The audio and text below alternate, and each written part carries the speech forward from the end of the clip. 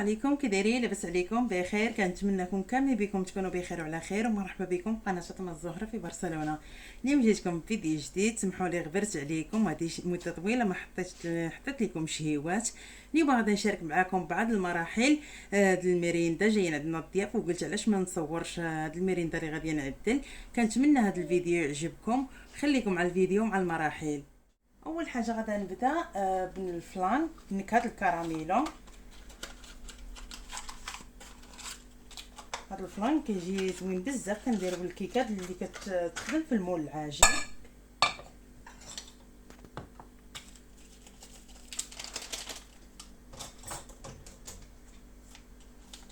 هنا بالنسبه للفلان ديال المغرب ساشيه صغيره هنا كيعطيو في المقادير كل نص يطرو كديري فيه ساشيه. انا نص يطرو كندير فيه جوج ساشيات باش كيجيني الفلان عاقد.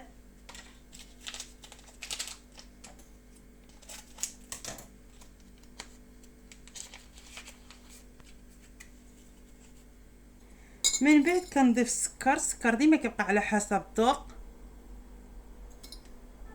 معلقه وشي حاجه، معلقه ونص. كنخلطهم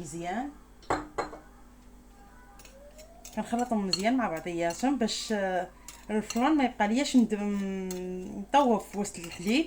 على هذا الشيء ديما كنخدموا مع السكر، عاد كنضيفوا مع الحليب. ديال المكرونه كيف كتعرفوا يعني كيكون فيه السكر.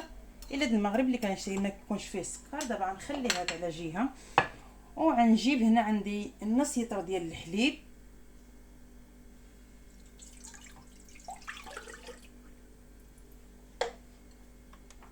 غادي نضيف الفلان بنكهه الكراميلو، غنخلطهم مزيان عاد نضيفهم فوق النار.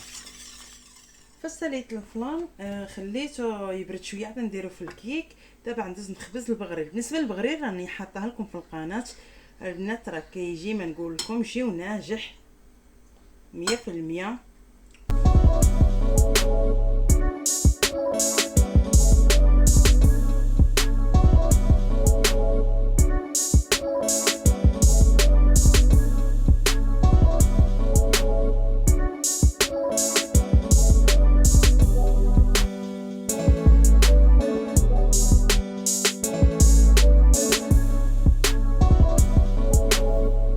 بالنسبه للبغرير كتشوفوا درته صغير وما شاء الله هاد الناس كيجي ما نقول لكم شيء. المهم بالنسبه لطريقه البغرير راني منزله في القناه.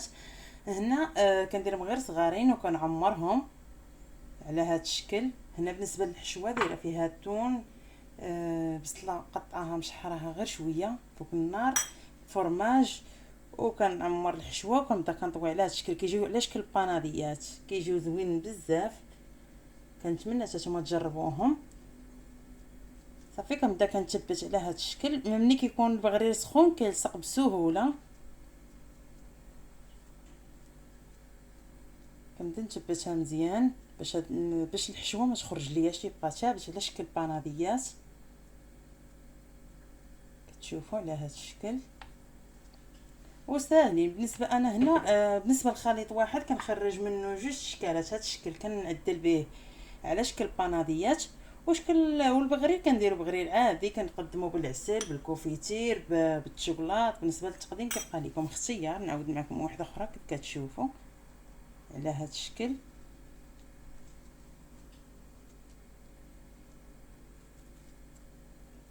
كنثبتها مزيان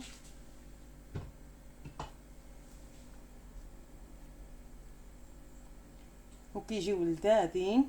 وبطبيعه الحال حتى الحار ما ذكرتولكمش، درت شويه الهريسه غير شويه. اللي ما عزيزش عليه الحار يمكن لكم تستغناو عليه ما ديروش.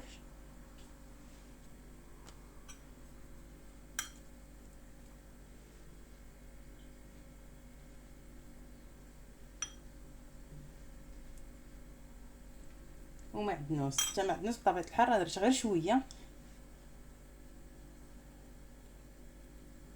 هاد العماره هذه ديروا بهم باناديات، ويمكن لكم ديروا اي عماره بغيتو بالفرماج. تشدوا الفرماج يعني ديروه لوسط هاد البغرير اللي كيكونوا صغار. انا ديما كنفضل اتون، ما عزيزش عليا الفرماج. هنا كتشوفوا غادي نعدل 3 الانواع د المملحات، جوج اللي غادي نعيكونوا في هاد الخبز اللي سميتو بان بيمبو. صراحه الله كيجيو لذاذين بزاف. وشكل الثالث اللي غادي نديرو بالقريشلات ولا بالكرواسه، هادو عدلتهم مالحين. المهم نخليكم على الفيديو. كيف قلت لكم من قبل غادي نشارك معكم غير بهاد المراحل. هنا غادي نحتاج 3 د هاد الخبيزات هذا البان بيمبو على هاد الشكل. الطرف الاولاني ديما كنحيد هذا، ما كنستعملوش. غنخلي هادو على جهه. غنبدا بهادو هما الاولانيين. كنحيد الحاشيه، ضروري من الحاشيه تحيدوها.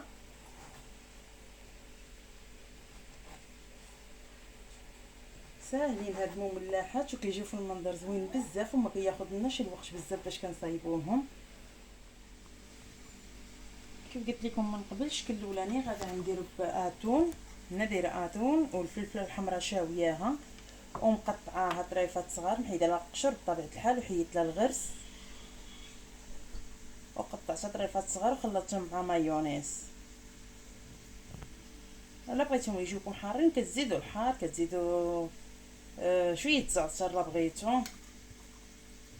غادي نقسمها على جوج هاد الحشوه هذه.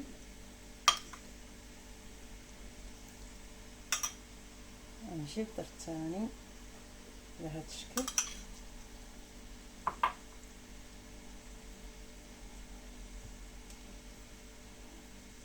غادي نديرها مزيان. حاولوا نديروها حتى في الجناب باش ما يجيوناش الجناب خاويين.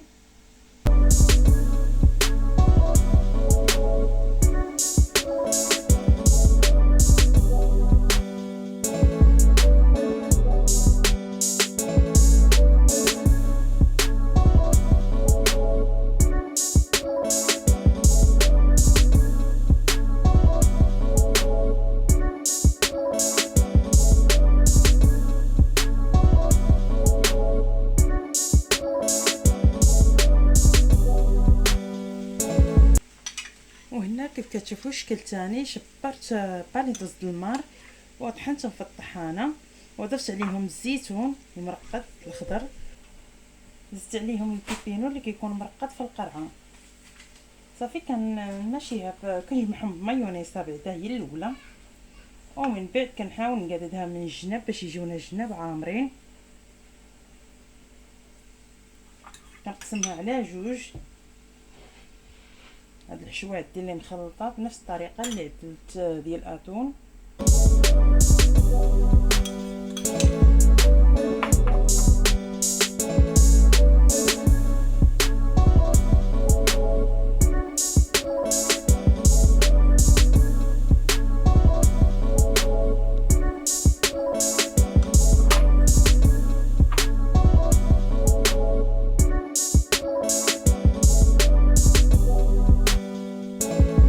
كنساليو الخبز بالعماره، كنعمرها كيف كتشوفوا على هذا الشكل، وكنغطيوها مزيان بالفيلم وكندخلوها للمجمد لمده 4 سوايع حتى تبات ليله كامله، ماشي مشكل، باش ملي كتقصح كنقطعوها بسهوله. غندوزو الشكل الثالث اللي كيكونوا على شكل قريشلات. المهم قريشلات ولا رقيقسات، كل واحد شنو كيقول لهم يسميوهم. كنقطعهم في النص. انا هذا عدلتهم مالحين. كنشبر الخبز. اول حاجه كندير صلصه حاره غير شويه. بغيتو ديروا صلصه المطيشه، بغيتو ديروا كيتشوب مايونيز، كيبقى لكم اختيار. صافي كنماشي هاد الصلصه الحاره. كنجيب الخس كنقطع طريف صغير، كنثبت على هاد الشكل مطيشه، وكنعدل بطبيعه الحال شويه البصله اللي كنقطعها طويله على هذا الشكل لارغه، وكنصهدها في شويه النار.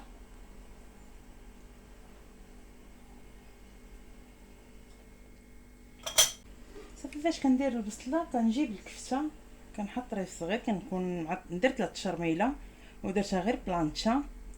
صافي فاش كنسالي كندير بالو وكنزين بهذا الشكل، وكنجيب زيتونه، اما ديروها كحله كيبقى لكم الزيتون اختيار. باش ما بغيتو بطوماطي تشيري، تا الطوماطي تشيري كيجي عطي منظر زوين صافي. وكنزين على هذا الشكل.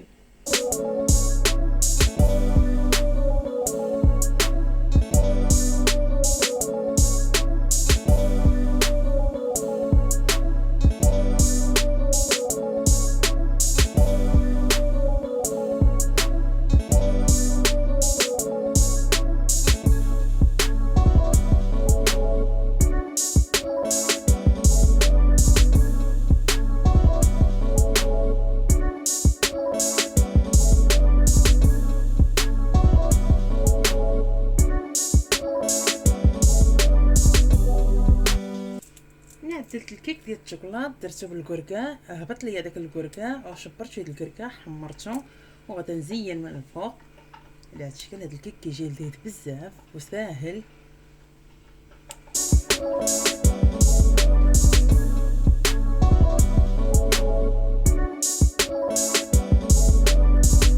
بالنسبه للبسبوسه راني ديجا مشاركاها معاكم، ساهله وما كتاخذلناش الوقت باش كنصايبوها. بالنسبه للبسبوسه عدلتها بالليل باش يبقى ليا الوقت. راكم كتعرفوا نهار قصير وما كيعطيكش الوقت يعني باش تصاوبي هادشي كامل في نهار واحد. هادشي انا الكيك عدلتهم بالنهار، بقات ليا غير ديك الكيك ديال المول العجيب ما قديتش نصايبها، صايبتها حتى للصباح وما قصحت ليا شي. المهم فاش كنعدل البسبوسه كنخليها حتى كتبرد مزيان وكندهنها بالناباج. وبالنسبه للتزيين كيبقى لكم اختيار.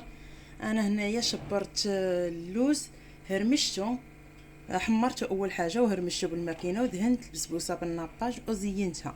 بالنسبه للتزيين كيبقى لكم اختيار، يمكن لكم تزينوا بالكوك، يمكن لكم ديروها غير عاديه. بالنسبه للكيك اللي ديال المول العجيب عدلته بالنهار كيف قلت لكم، يعني ما عطانيش الوقت نصايبها البارح، على داك الشيء عدلتها حتى في الصباح. فاش عدلتها خليتها حتى بردت ودرتها في المجمد وما قصحت لياش. يعني فاش عدلت الفلان الكيك كتشرب هذاك الفلان، يعني ما كتخليش يجمد فيها. ملي كتكون الكيكه قاصحه ديال المول العجيب كتقلبي الفلان، الخليط ديال الفلان صافي كيبرد يعني كيعقد في البلاصه. فبالنسبه للبغريره البنات ناجح 100%، راني مشاركه معاكم في القناه. كندير بشويه الزيت، بغيتو ديروا الزبده كيبقى لكم اختيار. هنا غادي نعرفكم اما مع الكوفيتير مع الشوكولات مع العسل، كل واحد وشنو كيعجبو باش ياكل البغرير.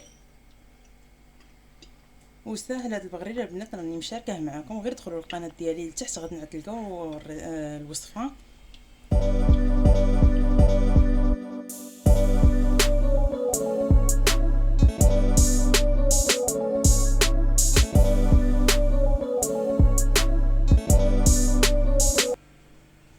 هنا بالنسبه للقريشلات كتشوفوا كيجيو على هذا الشكل كنعدلهم.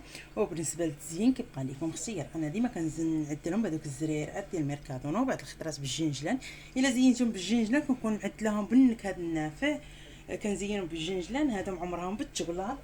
وبالنسبه للتزيين ديما كيبقى اختيار، هادو مزيناهم بالكروكانتي ولا باللوز مهرمش وساهلين وكيجيو لذاذ بزاف. هنا عدلت يوغورت ثلاثه النكهات، هنا نكهه الليمون بنكهه الكاييطا وبنكهه الباينيه. بالنسبه للتزيين غادا كل اليوغور غادا نزينو بنكهه مختلفه. هنا كيف كتشوفوا عندي قشر ديال الليمون حكيته، غادا نزين به يوغور بنكهه الليمون على هذا الشكل، كيجي المنظر زوين بزاف.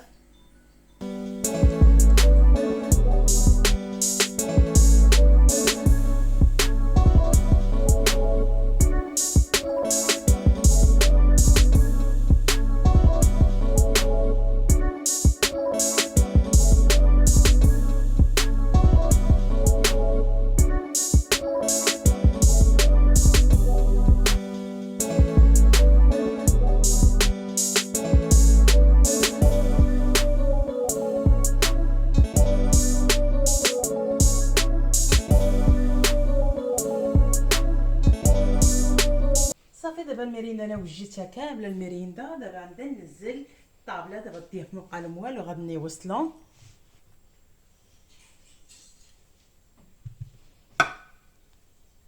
بالنسبه للمريندا ساهله وما كتاخذلناش الوقت بزاف باش كنصايبوها.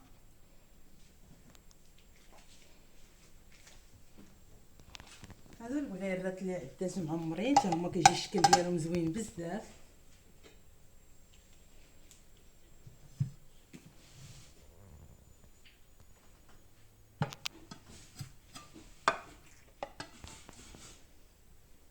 هنا عدت الكوفيتير، شوكولات، البغرير اللي بغى شي حاجه، والعسل.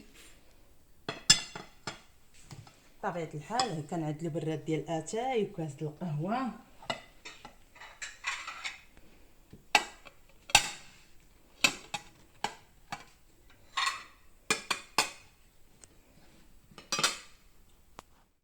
هذه هي المريندا اللي عدلنا مع بعضياتنا، سهله وما كتاخذلناش الوقت بزاف باش كنصايبوها. وما تنساونيش باللايك والاشتراك وتبارطاجيو الفيديو مع العائله ديالكم ومع الاصدقاء، ونتلاقاو في فيديو جاي باذن الله. السلام عليكم.